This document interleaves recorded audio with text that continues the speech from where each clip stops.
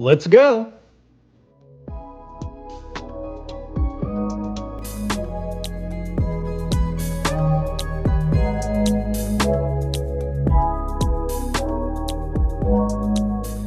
Okay, leaving Pamplona this morning. Ran with the bulls yesterday. Yeah, walking with my friends Jack and Bonnie, who are soon to be Texans. Woo! Hook 'em horns. Oh, it's like a little tail ride. Yeah, nice. That's epic. There's the counters, waits for the bridge. Oh, yeah? Yeah. Whoa. Sail through these leaves here.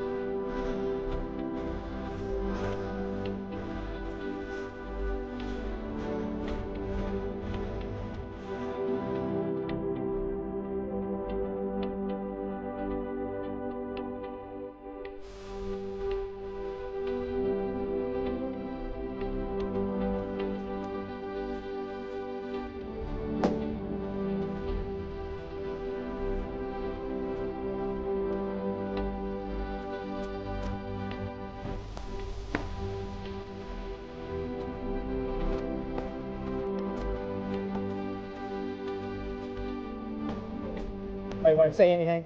Oh, Here we are, just living it up. say what? We're at 11, around 11 steps.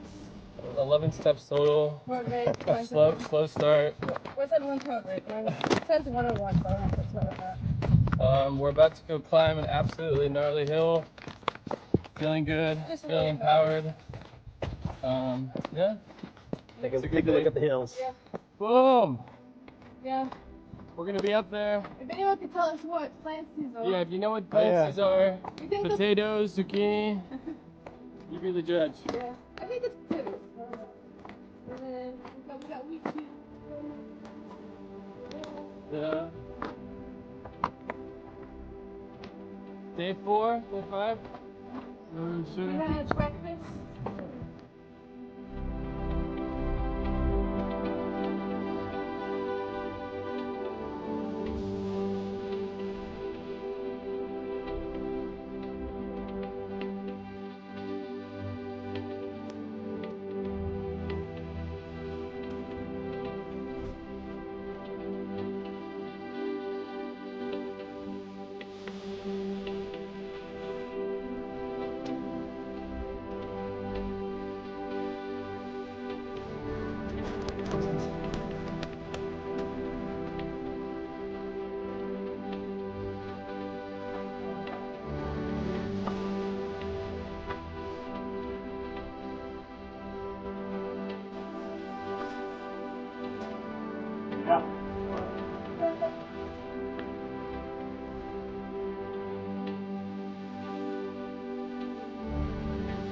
Got some six packs after this, though. Yeah, probably 3.5. My 6 feet are over.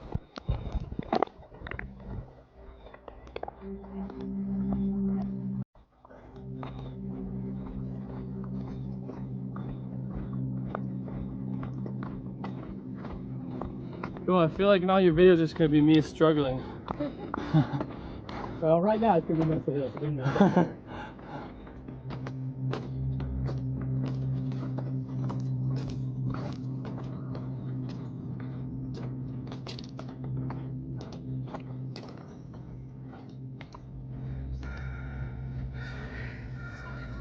Yeah, I know. Holy, it was like more.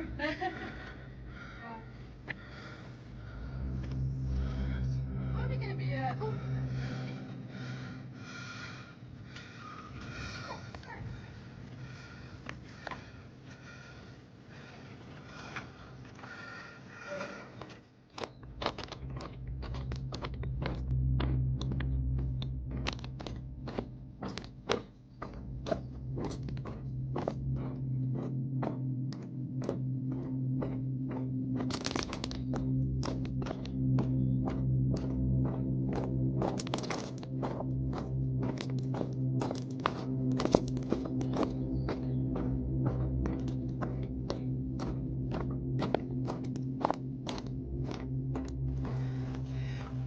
Okay, I just left my friends Jack and Bonnie behind me, and I've been spending most of the last couple of days actually hiking with them actually a lot of the time, and spending times once we got to the albergues and out to dinner last night with, or lunch I guess yesterday with them, and got to know them quite well. And it's not just Jack and Bonnie. One of the nice things about the Camino, I've met people from all around the world already. In my bunk room where I was sleeping last night, and the bunk above me was a pilgrim from France, a young guy carrying a gigantic backpack. I don't know what that was all about. And a guy from Slovenia across from me, and in the top bunk across from me, and then a guy from Germany in the bottom bunk below me. And we've had these really great conversations. And just the next bunk over was a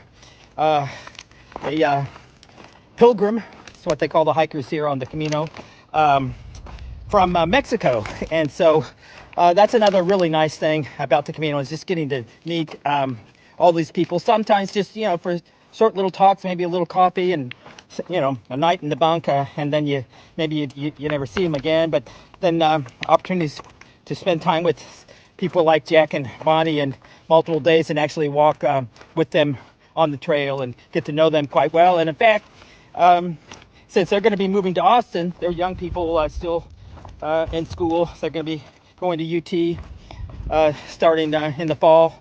And so we're going to hook up again sometime, probably in Dallas, or maybe I'll head down to Austin. We'll figure out what we're going to do. And so even though I've left them behind, and odds are I probably won't see them the rest of the Camino, but I think we've become such good friends that we'll meet up again in Texas. So the Camino is a great place to spend some alone time, to walk on the trail by yourself and do some reflection, but also spend some time to get to know some people, and maybe even make new lifelong friends. So yeah, you can actually bike the Camino as opposed to walking it. Some people will take their bicycles, but periodically throughout the route they separate the hikers from the bikers, I guess, especially when you're getting into a little more treacherous terrain like I happen to be on right now. The bikers would go take that route, which is a little more appropriate for a bike, whereas the hikers, a bicycle would really have a difficult time taking this hiking trail right here. So, but the signs are usually pretty well marked if you pay attention. I'm real bad at times at looking for signs, so it's really easy for me to get off track. But I've got my Far Out app to make sure that I'm actually on the trail. So, all right.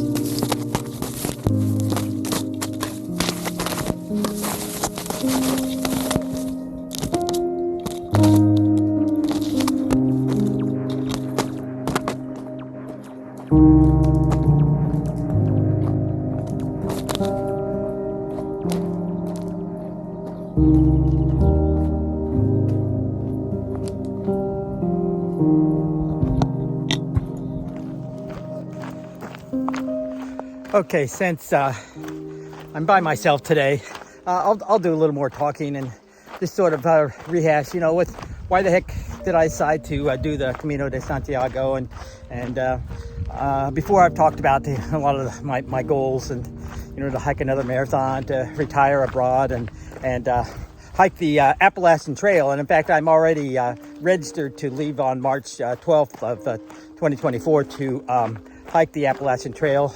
And I thought, for those of you who don't know, the Appalachian Trail is around 2,200 miles. And this portion of the Camino that I'm doing is about 500 miles. So I thought, you know, this will be a good chance for me to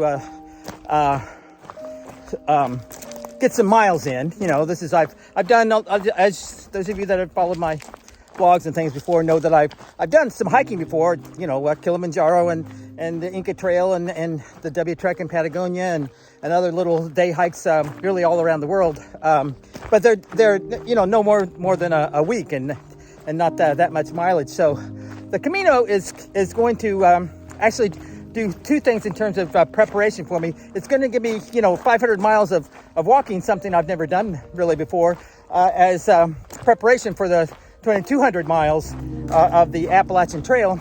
But as I mentioned, I'm going to be moving abroad, and I think that I've pretty much decided now that it's going to be Mexico as at least a little hub for me, from which I will do other travels, you know, from time to time. But my Spanish is pretty bad, and so being here in Spain, obviously, it has given me a chance to work on my Spanish. And my friend Jack, who you've met, Jack and Bonnie, already, he's a Spanish. Well, he grew up in Spain, I guess, as a child, and speaks fluent Spanish. And so he's been helping me and Bonnie both along with our Spanish as we've been hiking along. So.